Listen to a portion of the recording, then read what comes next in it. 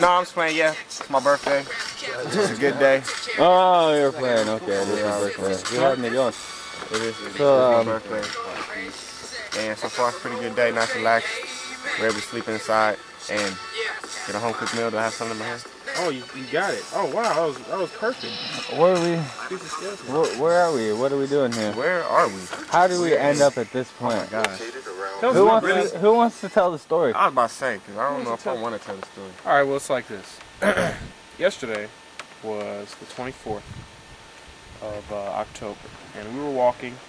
Basically, we were coming from the Badlands. We covered about 30 miles, 2 groups. We both did 15 miles. And basically, on our stretch of the walk, we ran into a man. This was on the 44, on the 44 highway. Before Wambly. Interior, yeah. It was a walk from Interior to Wambly. To the town of Wambly in the Pine Ridge Indian Reservation. Yeah. Which we're in right now. We're still in the Pine Ridge Indian Reservation. Well, he pulled up beside us on the road, and people usually do that. They stop, they try to offer us a ride.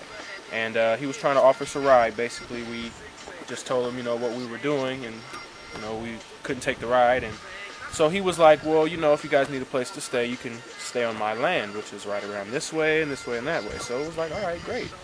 Which is what we look for, when we go to towns and wherever we're walking, we need a place to stay. So we had hot showers, breakfast in the morning. It's gonna be a beautiful thing. It worked out perfect. So we ended up going to his house, and everything seemed really cool. He was telling us a lot about the stars and just about Native people and how it is on the reservation, and just about his family, and it was starting to get pretty deep. And then there started to become like a disturbance. I guess his wife wanted him for something, and I guess they were having some kind of internal argument. He basically ended up going back in, and they got into a very, very large fight. And we were outside listening to what was going on inside. And then they both finally came out of the house where we were, and she was actually pretty rage. She was enraged. She was enraged. Before that, I believe it was Jordan, you actually spoke to her for a second and she seemed cool, correct?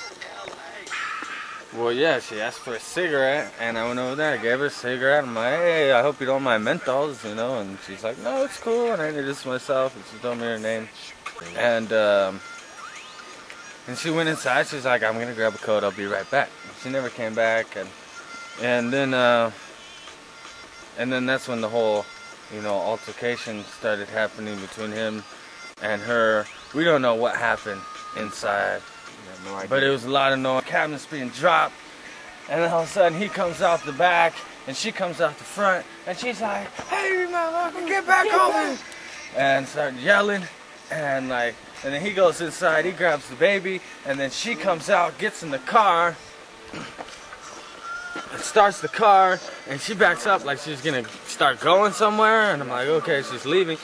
And then all of a sudden she goes, puts it in first, and slams right into the porch, knocks out the front step of the porch. I start up the van, and I'm just gonna move the van out of the way so she can back up if she has to get out of there or do anything else crazy. And all of a sudden, she started chasing me in the van, and she pulls out and she's coming like this, and I'm going this way and she's coming at me, and I think I just barely got out of the way and started going around in the yard, and me, Skell, and Khalil are bumping in the van, and I'm being chased, and then I go to the back behind the house. I go around back behind the house. I'm thinking, okay, I'm safe back here. She can't get back here. Everything's good. And then what happened after that, Ken? And then, well, mind you, when she ran into the steps, I wanted to add there, and she ran into the steps, and he had to jump away with a baby in his arms.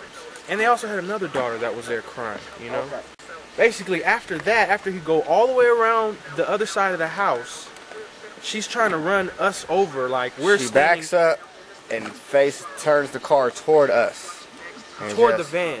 Well, she was toward us. And she revved at us, and then when she saw that the van was to the right, then she turned right. And sorry, pup, I almost stepped on the puppy. Saw the van was to the right, then aimed toward the van, I guess she kind of forgot about us. But I mean, we were running from the car, had to dodge it, and she turned towards And what the van. happened when you were running? Oh yeah, I dropped my phones. I felt my phones drop, but it was dark. When I went and looked for it, I couldn't see a thing. But anyway, yeah. And so when she finally saw the van was there, she went toward the van. But luckily, you Jordan jumped in the way, brave brother, right there. She was reckless. Jumped right in the the way with the. Would you have a mop? car. A rake in hand. But She stopped. And she stopped. And you know, She was ready to go again though. Do it, go ahead. But you Asking for expressed it, but the love Jordan for her. You was pressed the love. I mean, we were trying to calm the situation Yeah. down. He was like, "No, I love you too much," which I was just like, "Man, I'm so glad you said that," because she was going so crazy that she wasn't taking anything else for an answer. You had to like restrain her somehow, and so basically she stopped and then she backed up, like she was, backed you know, up like it was okay. all right. She backed up about 50 feet, and then we were like, okay, hopefully it's all good. We're able to get in And the then full speed, and hits the mothership, bah! Right on the front. Let's go see where she hit. The mothership was parked. Mothership was parked. Now, I'm sure you remember this part here from all the pictures of the mothership. But this is the area where she hit the mothership. You see the damage there, huh? That right there. Yeah, damn. There's her some paint. Yeah. Some paint. But she went pretty fast. About it. Like, we lost the license plate too. I just pulled that off so we didn't lose it completely. But so that's the damage to the van from her. and her damage on her car, let's just say it's not drivable anymore. I mean, it's just like smashed. I was wondering, like, what happened? Like, how did it just crumble up into nothing and there's nothing? Smoke, the car filled with smoke. Nothing. Yeah, there's smoke. There was smoke everywhere coming out the Because back. they don't everywhere. make them like they used to. Exactly. But This is a Anyway. beast right here. needless to say, it was a very, very, very Crazy. crazy night. This was last night. Yeah. All last night. Yeah. And so after that, basically, we piled in the van and we run, and at this point, like, we're in the van backing up, and she jumps up onto the van like this. Like one of those zombies in a scary movie. I'm gonna get you! And then I stop and she falls off. And then she comes over here and starts clawing this back. I'm gonna stop you! And she broke the motor in the mirror. So that sucked. But at least it didn't come off. And then we bounce out of there. And we kind of freaked out, man. It was like, Yeah, right. but thankfully everyone did escape with their lives and everything was okay, and everybody and the kids. We just felt bad for the kids, man, because that's not something that they need to be, witness and be a part of. And so we had to get them out of there. And